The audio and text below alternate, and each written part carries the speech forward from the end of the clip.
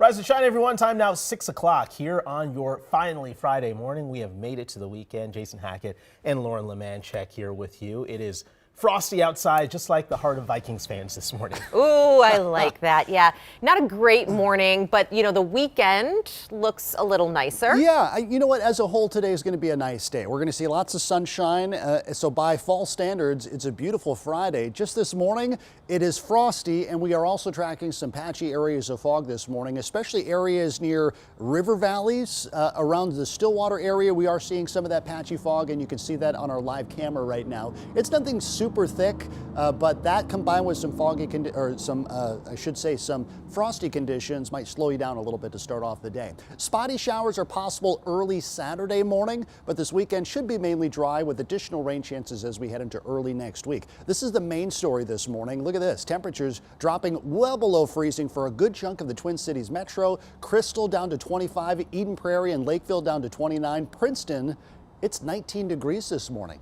It is a chilly start, but again, things are going to warm up this afternoon as the wind turns more from that southeasterly direction, and that southeast wind should be with us all weekend long. So here's a look at your hour-by-hour forecast. Temperatures might drop another degree or two before we start to warm up, and a good amount of sunshine in the forecast today. Let's toss it back indoors for a look at your traffic with Michelle. Good morning. Yeah, good morning, Ben. You defined those two major storylines for both you and me this morning, and that's frost and fog. So here's a live look down south for our friends over in Hastings. You can tell there is fog around from my camera as well, but that is all expected to lift, as Ben was saying. Now, just one crash that I've seen all morning long, and that's a little south of Hastings in Cannon Falls. MnDOT is reporting a crash between County Road 24 and Highway 19, and at this time there doesn't appear to be any, if not much, really impact to traffic down there, though. And as we kind of zoom in a little bit more north, we're looking over 94. Guys, I will be back in just a few minutes because there is some big weekend construction happening on, again, I-94. So I'll see you pretty soon in less than 10 minutes. Back to you. All right, we'll check in with you soon. Michelle, thank you. We are following breaking news from overnight in northwest Minneapolis. An apartment fire and shooting at North 33rd Avenue and North Penn Avenue. That's in the Cleveland neighborhood. So this is the scene just after midnight. The fire chief tells us the fire was in an apartment on the first floor and they had to rescue 4 people. No one was injured in the fire. They told us police were also on scene for a shooting about 500 feet away. We're still waiting to hear back from MPD on what happened here and if there's any connection between the fire and the shooting. We will keep you updated.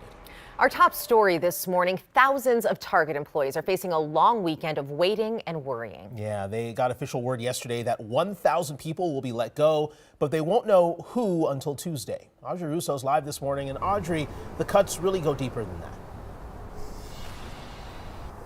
They go deeper, and we're going to start to see some of these impacts right away. One impact we could see really just in the next 3 hours is on Target's stock price. We saw it boost about 23 cents yesterday after the announcement that the company was laying off 1,000 employees and cutting another 800 open jobs. Now, employees were told that they would find out more news about the layoffs on Tuesday. They were actually asked not to come into work in downtown Minneapolis next week. They were told to work from home rather than come into the office, as you see on your screen. The retailer is making this move after facing flat and declining sales in 9 out of the 11 last quarters. Now, Chief Operating Officer Michael Fidelke, who's set to take over as CEO in February, talked about cutting expenses in an email to employees. He says, quote, "The truth is the complexity we've created over time has been holding us back. Too many layers and overlapping work have slowed decisions, making it harder to bring ideas to life." Now, this is the biggest layoff that the company's had since 2015. Back then, they laid off 1,700 workers, and then they cut another 1,400 jobs. And that was an effort that saved the company, $2 billion. Back to you. Really tough news for those workers. Audrey, thank you.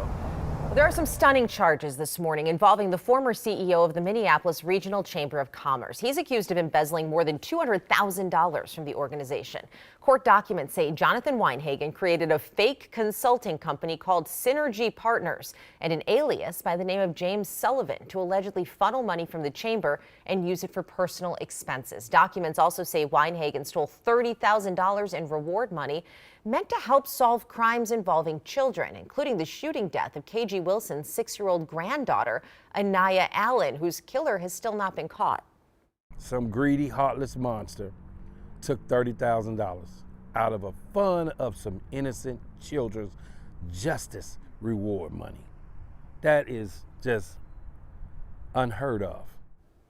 Winehagen's currently free on a $25,000 bond. We're also following developments of the more than 30 people arrested in a massive federal gambling case involving the NBA, the mob, and a former Minnesota player. It's a crazy story. We'll have much more on that at 6:45. Well, right now, Alaska Airlines is resuming operations, lifting a ground stop on all of its flights in just the last few hours. That ground stop was requested by the airline late yesterday as they worked on fixing a computer outage. It's not clear right now what caused it. During that time, though, more than 229 flights were canceled. Although things are getting back to normal, impacts from the ground stop could linger into this morning. Now, we just checked Alaska Airlines flights going in and out of MSP today. Right now, it looks like one arriving flight and one departing flight are canceled. We're live this morning from the U.S. Capitol. The government shutdown dragging on now for a 24th day. Today, federal workers are set to miss their first full paychecks. This comes hours after the Senate failed to advance a bill that would pay federal employees, members of the military, and contractors who've worked through the government shutdown. GOP Senator Ron Johnson from Wisconsin introduced that bill, which failed to get much Democratic support. The Senate has now adjourned until Monday, extending the shutdown into next week. And here in Minnesota, the shutdowns also delayed payments to low-income families for a heating assistance program. Yesterday in Richfield, the Minnesota Department of Commerce said 75,000 families have already applied for heating assistance. The state is processing those applications so people can get their money when the government reopens. The thing that feels scary right now is that without those dollars available, we don't have the resources to then support families on those bills. And we don't know when we will start being able to support families. Under the cold weather rule, utilities cannot shut off heat to families during the winter as long as they're signed up for a payment plan.